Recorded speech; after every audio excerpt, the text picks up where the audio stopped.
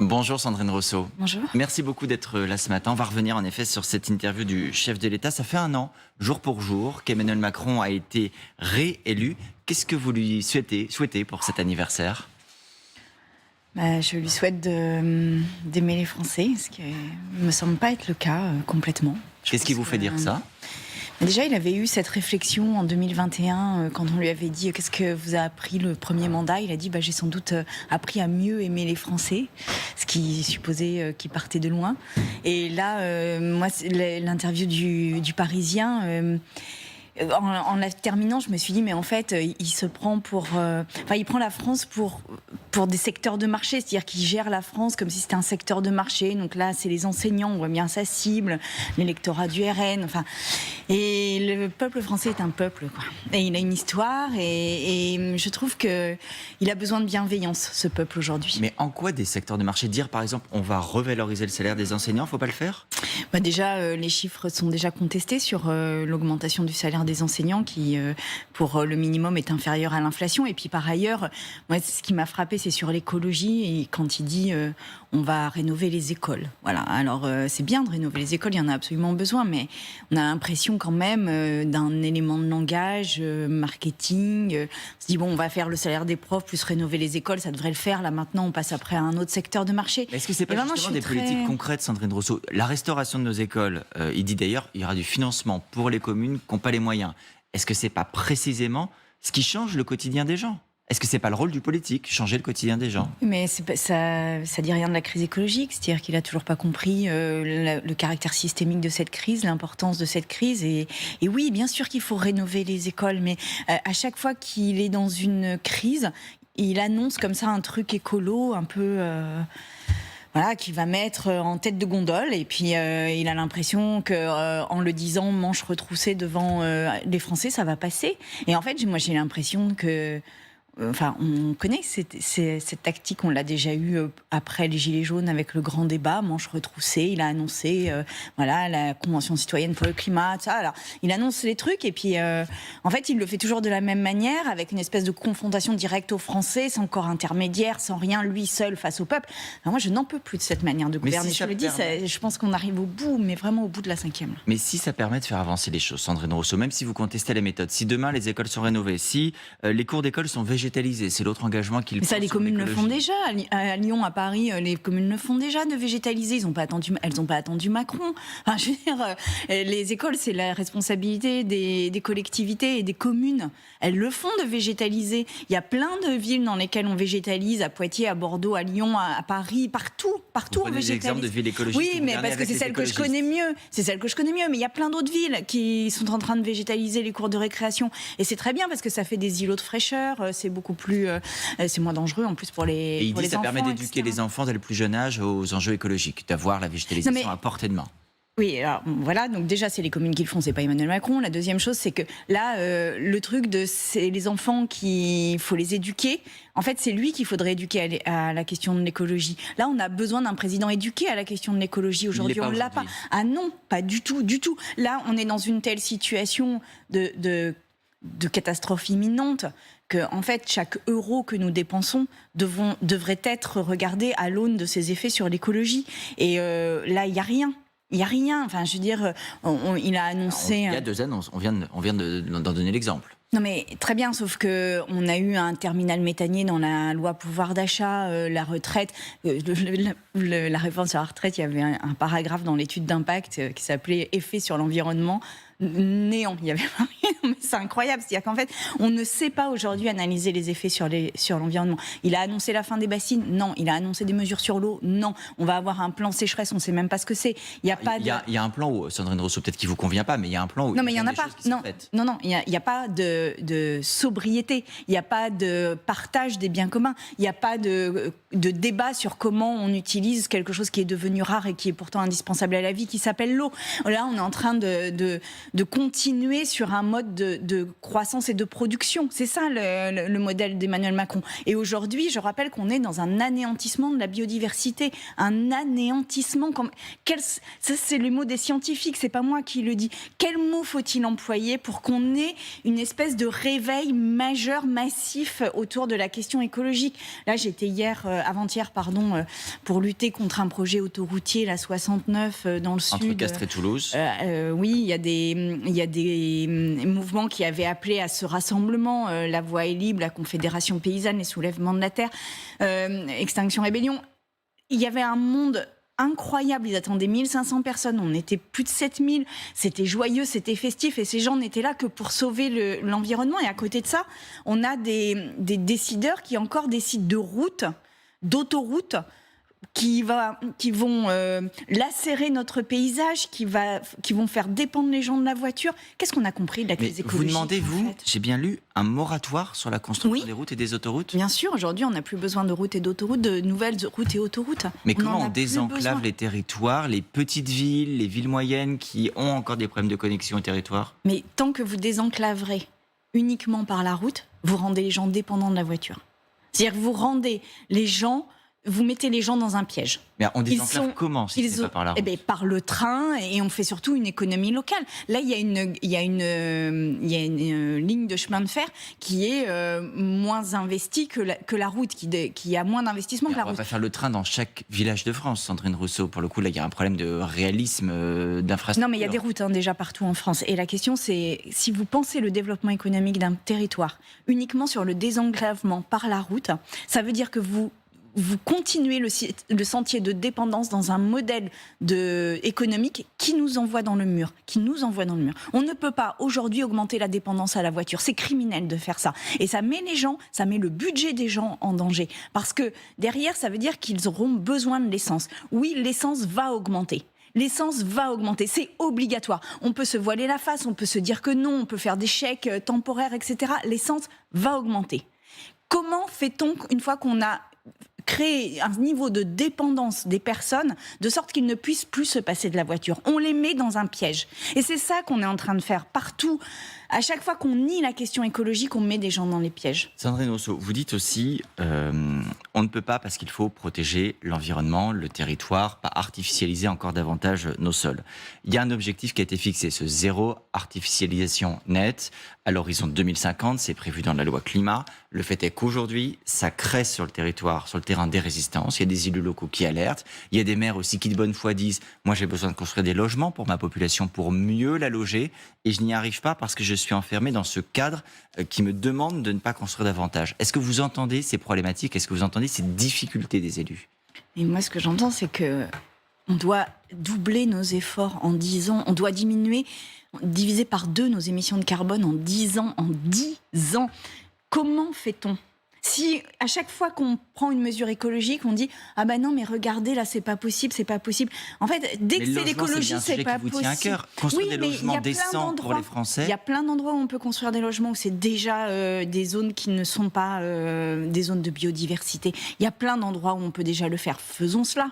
Donc vous dites, on construit dans les grandes villes, mais on ne développe pas les villes petites ou moyennes qui voudraient accueillir de nouveaux habitants dans la ruralité. Mais bien sûr que si, simplement on ne le fait... Là aujourd'hui, les petites villes et les villes moyennes sont pour une partie face à une population en diminution. Donc voilà, c'est la première chose. La deuxième chose, c'est que même dans les petites et moyennes villes, il y a des zones déjà bétonnées qu'on peut réinvestir. Il y a des endroits qui n'ont aucune valeur de biodiversité que l'on peut investir. Mais aujourd'hui... on peut se dire, je vais inverser le raisonnement, on peut se dire, écoutez, là on a besoin de la voiture, là on a besoin de la route, là on a besoin du logement, là on a besoin de camions, là on a besoin... Et à la fin, dans 10 ans, on se dira quoi? Quand on n'aura plus du tout d'eau, qu'est-ce qu'on va se dire? Quand le réchauffement sera tel qu'à Paris, il fera 50 degrés, qu'est-ce qu'on pourra se dire? Quand chaque été, on craindra les canicules pour nos personnes âgées parce qu'elles n'auront plus... parce que la température sera telle qu'elles seront en danger pour leur vie, qu'est-ce qu'on dira? On dira, ben non, mais on avait besoin de notre voiture. Vous vous rendez compte? Là, on est en train de mettre en danger l'avenir de nos enfants. Parce qu'on ne veut pas... entendre que nous avons besoin de changer notre manière de voir les choses. Vous disiez c'est une question d'engagement du chef de l'État, mais il fait des choses. Aujourd'hui, par exemple, il participe à un sommet sur l'éolien, entre autres, qui est organisé à Ostende en Belgique. Il y est avec d'autres pays. Là, précisément, c'est d'augmenter notre capacité à produire de l'énergie éolienne renouvelable, et on le fait de concert avec d'autres pays. Est-ce que là, précisément, c'est pas la preuve qu'il est conscient du problème, le chef de l'État, qu'il s'engage et qu'il agit? Alors, déjà, on a passé une loi sur les énergies renouvelables où on a quand même eu une bataille avec Renaissance parce qu'ils refusaient de mettre des panneaux solaires sur les toits déjà existants. C'est pour vous dire l'ambition écologique qu'avait Renaissance. Enfin, franchement, les toits sont déjà existants. Il suffisait juste de mettre des panneaux solaires dessus. Ils s'y sont opposés. Première chose. Deuxième chose, je rappelle quand même que là, on a un ministre de la mer. On a le deuxième domaine maritime européen ou mondial. D'ailleurs, je sais plus. Je crois que c'est mondial. Mondial, ouais. Mondial. On a un ministre de la mer qui a dit qu'on allait continuer le chalutage en eau profonde et qu'on ne préserverait pas la biodiversité de nos fonds marins. Enfin, je veux dire, c'est quoi la ligne écologique d'Emmanuel Macron? C'est une ligne de crête, comme il le dit, entre écologie et économie. Il va à un sommet. Non, il détruit des écosystèmes, là. Donc il n'y a pas de ligne de crête. Quand on détruit des écosystèmes, il n'y a pas de ligne de crête. De votre point de vue? Mais ce n'est pas de mon point de vue. On est dans un anéantissement de la biodiversité. Un anéantissement. On ne pourra pas vivre sans la biodiversité, sans des insectes, sans des vers de terre, sans les poissons dans la mer.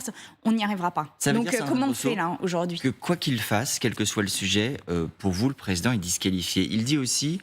Je dois me réengager dans le débat public. Il le dit plus globalement, avec le point de départ de la réforme des retraites, l'idée qu'il n'aurait pas été assez présent. Est-ce que vous dites, au moins, bonne nouvelle, on va pouvoir à nouveau avoir un dialogue politique et boxer contre lui? Il sera dans le débat national? Ou est-ce que ça vous est complètement différent de savoir ce que fait le président? Enfin, ça me met assez indifférente, en fait. C'est toujours ces mêmes éléments de langage. C'est-à-dire que moi, j'ai l'impression... que même dans l'article du Parisien, c'est lui seul contre tous, son gouvernement n'a pas été à la hauteur, c'est pour ça qu'il va s'engager, on n'a pas compris, mais lui, c'est ce qui est bon pour nous. Moi, ça ne m'intéresse pas de dialoguer avec quelqu'un comme ça, en fait. Vous disiez à l'instant, la Ve République est à bout de souffle. Pourquoi? En quoi, dans l'interview du président de la République, vous vous dites que la Ve République est à bout de souffle? Mais parce que dans cette interview, au fond, il ne parle que de lui. C'est-à-dire qu'il parle... En l'occurrence, c'est lui qui est à l'Élysée, pour le coup, et qui est interrogé par les lecteurs. Ah oui, puis ça, je lui dénie pas sa légitimité à être à l'Élysée, mais il ne parle que de lui. Et moi, j'aimerais qu'il parle du peuple, en fait. Alors, il parle quand même de beaucoup de sujets, et il parle aussi de la manière dont ça se passe. Un mot quand même de la manière dont sont passés ses déplacements la semaine dernière. Il a été hué, il a été sifflé quand il s'est déplacé dans le Bas-Rhin, dans l'Hérault. Il y a aussi eu des mots de certains Français pour l'encourager, pour le féliciter. Il dit, le président, ce matin, dans l'interview à laquelle vous faisiez allusion, qu'il veut lutter contre la violence et l'incivisme. Il appelle à sanctionner ceux qui ont, par exemple, coupé le courant sur les lieux de ses déplacements. Il prend l'exemple d'une clinique. Est-ce que vous appelez à huer, à siffler le président? Est-ce que c'est un bon mode d'action? Mais bien sûr. Et sortez les casseroles ce soir à 20h, mais bien sûr. Vous serez devant une mairie, vous, ce soir à 20h? Mais bien sûr, et avec toute la batterie de casseroles de surcroît, bien sûr. Mais qu'est-ce que ça fait avancer? Mais ça ne lâche pas la mobilisation contre les retraites. Et là, il est allé trop brutalement. Et d'ailleurs, c'est marrant parce que dans l'interview du Parisien, il dit oui, les gens sont fatigués, on l'observe dans toute l'Europe, bon, comme s'il avait besoin de voir des études pour s'en rendre compte, mais dont acte. Et donc, on le voit dans toute l'Europe. Mais j'avais le choix entre la faire plus tard ou la faire maintenant, et je me suis dit qu'il fallait la faire maintenant. En fait, il faut arrêter de brutaliser les gens, là. On a besoin de prendre soin de nous-mêmes et par ailleurs de la planète. Et prendre soin de nous-mêmes, c'est prendre le temps, c'est dialoguer, c'est ne pas fermer la porte à l'intersyndicale quand elle demande à être auditionnée, c'est entendre la situation des personnes. Hier, pour ne rien vous cacher, j'ai rencontré quelqu'un dans un magasin. Je suis allée dans un magasin et j'ai rencontré quelqu'un qui me dit, vous voyez madame, là je travaille le dimanche ici et je suis chauffeur VTC la semaine, et par ailleurs je fais aussi des démonstrations le week-end parce que en fait sinon je n'arrive pas à vivre. Cette personne avait 3 emplois différents et on va lui dire vous allez travailler jusqu'à 64 ans. En fait, à quel moment, qu'est-ce qu'il faut pour que la situation des personnes les plus qui se donnent beaucoup et qui ont des métiers pénibles, qui sont dans des situations de vie difficiles, qu'est-ce qu'il faut pour qu'ils soient respectés, en fait. Et moi, j'ai envie vraiment d'une société où on les respecte. Parce que je trouve que ces gens-là donnent quasiment toute leur vie au travail, en fait. Ce que vous dites... ne pas les respecter, c'est, au fond, être très sûr de soi-même mais ne pas être dans l'écoute de l'autre. Ce que vous dites, ça s'applique uniquement au chef de l'État, ou vous l'appliquez aussi à sa première ministre, à son gouvernement. Elle avait, pour le coup, Elisabeth Borne, plaidé pour une période de convalescence, un temps d'apaisement. Dans l'interview, le président de la République redit qu'elle a sa confiance, elle fait bien son travail, dit-il, dans un moment difficile. Est-ce qu'elle est en cause de la même manière que le chef de l'État, à vos yeux ? En tous les cas, dans la réforme des retraites, elle n'a pas fait preuve de beaucoup plus d'ouverture que le chef de l'État. Alors après, elle a parlé de convalescence, mais pendant la négociation de la réforme des retraites, elle n'a pas plus reçu les syndicats que le chef de l'État. Et elle a fait preuve d'une fermeture complète sur l'ensemble des débats à l'Assemblée, exactement comme le chef de l'État le fait dans ses interviews. Donc j'ai pas l'impression que ce soit très différent. Mais ce qui me fascine, c'est que quand je vous dis qu'on est au bout de la Ve République, c'est que dans l'allocution de 10 minutes qu'avait faite Emmanuel Macron, il n'a pas dit un mot de sa première ministre. Et là, quand il en parle, il dit elle fait bien son travail. Il dit à la fin pour dire qu'elle présentera des chantiers bientôt, ce qu'elle fera d'ailleurs mercredi à l'issue du Conseil. Oui, mais c'est cela le problème de la Ve République. C'est qu'en fait, on a l'impression que la France entière est dans les mains d'un homme. Mais non, c'est pas parce qu'il a été élu président de la République, et il a été élu président de la République, il n'y a pas de problème avec ça. Mais ça n'est pas pour ça que le peuple entier tient dans sa main. Et vraiment, je l'invite à... Je pense qu'il n'en est pas capable, mais je l'invite à de la modestie, parce que là, je crois que la situation devient... si tendue qu'elle est explosive. Qu'est-ce que vous appelez si tendue qu'elle est explosive ? Je pense que le peuple est dans une telle colère, dans un tel désespoir, mais dans un tel sentiment d'humiliation aussi, je pense, que je crois que les choses vont se tendre fortement. Mais vous le redoutez ou vous le souhaitez ? À la fois, je le souhaite, parce que je pense qu'il faut qu'il entende. D'une manière ou d'une autre, il faut qu'il entende. Et d'une autre manière, je me dis attention à cette colère sans débouché politique. Et la Ve République aujourd'hui n'offre pas de débouché politique. Alors je dis quand même aux citoyens et citoyennes qu'on va continuer la bataille à l'Assemblée nationale. On va poursuivre ce débat à l'Assemblée nationale et on ne lâchera rien.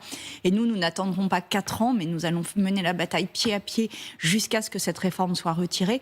Mais voilà, ça va être...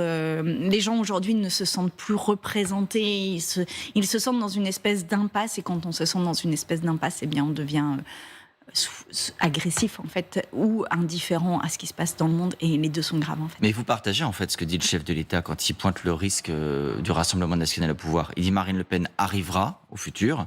Si on ne sait pas répondre aux défis du pays, si on installe une habitude du mensonge et du déni du réel, le Front National, que je continue à appeler comme tel, dit-il, car on ne gagnera jamais contre lui, au jeu du plus populiste et démagogue. En fait, vous êtes tous dans le même bateau contre le FN et contre le RN d'aujourd'hui. Quand il parle d'une France du déni et du mensonge, et qu'on se souvient des débats sur les 1 200 € où il nous a menti, où ils nous ont tous menti comme des arracheurs de dents sur l'augmentation des minima, franchement, je me dis mais où va-t-on ? Et quand on est dans une telle brutalité, dans un tel affrontement, oui, on favorise évidemment quelque chose qui est de l'ordre de la colère pure, quoi. Et moi, vraiment, je dis aux gens, il y a un autre modèle de société possible. Il y a une société du respect, il y a une société du prendre soin de nous-mêmes, de prendre soin des autres, de la bienveillance, de l'égalité. Non, on va pas se saigner, on va pas perdre notre vie à créer un point de PIB. On va juste prendre le temps de réfléchir à la société qu'on veut et prendre soin de nous. Aujourd'hui, il y a quand même des urgences du quotidien aussi, Sandrine Rousseau, le pouvoir d'achat, on le voit tous les jours. Le chef de l'État, il en parle, alors il reconnaît que les prix alimentaires, c'est ce qu'il dit, ça va être dur jusqu'à la fin de l'été. Mais il dit la clé, c'est que le travail paye mieux, c'est sa clé de lecture. Il demande d'ailleurs aux entreprises de faire des efforts, c'est ce que répète son gouvernement. Il y a eu l'augmentation du SMIC, il va y avoir l'augmentation du SMIC, mais il faut que les autres salaires doivent suivre. Est-ce que vous dites aussi, c'est aux entreprises maintenant de faire leur part, parce que le travail doit payer ? Et on a eu une loi sur le pouvoir d'achat et ils ont refusé que les salaires augmentent. On a mené une bataille, mais énorme à l'Assemblée. Parce qu'on considère que ce sont les entreprises, de leur point de vue, qui sont responsables des salaires, pas l'État. Non, en l'occurrence, il y a un salaire minimum et donc, l'augmentation des salaires, ça fait partie des solutions aujourd'hui au pouvoir d'achat. La taxation des super profits aussi, parce qu'il dit qu'il a taxé les super profits, mais ça n'est pas vrai. Il y a jamais eu autant de dividendes de versés. Les entreprises qui sont dans l'agroalimentaire et les distributeurs n'ont jamais fait autant de profits. Enfin, je veux dire. Là, tous les efforts sont toujours demandés aux mêmes et c'est aux plus vulnérables. Et maintenant, il faut en effet trouver des moyens que les gens vivent, que les gens mangent, que les gens puissent juste ne pas se lever le matin avec la peur au ventre de savoir comment ils vont terminer la semaine. Mais ça veut dire que ça exclut, Sandrine Rousseau, pour vous, par exemple, vous disiez, on doit être dans la bienveillance, le respect, toute idée qu'on puisse demander des contreparties aux bénéficiaires du RSA, par exemple. Le président redit ce matin dans l'interview, jamais une heure de travail ne doit pouvoir être moins intéressante que le RSA. C'est une manière aussi pour lui d'inciter au retour à l'emploi. Dire, travailler, ça paye toujours plus. Est-ce que ça, c'est une valeur que vous partagez ?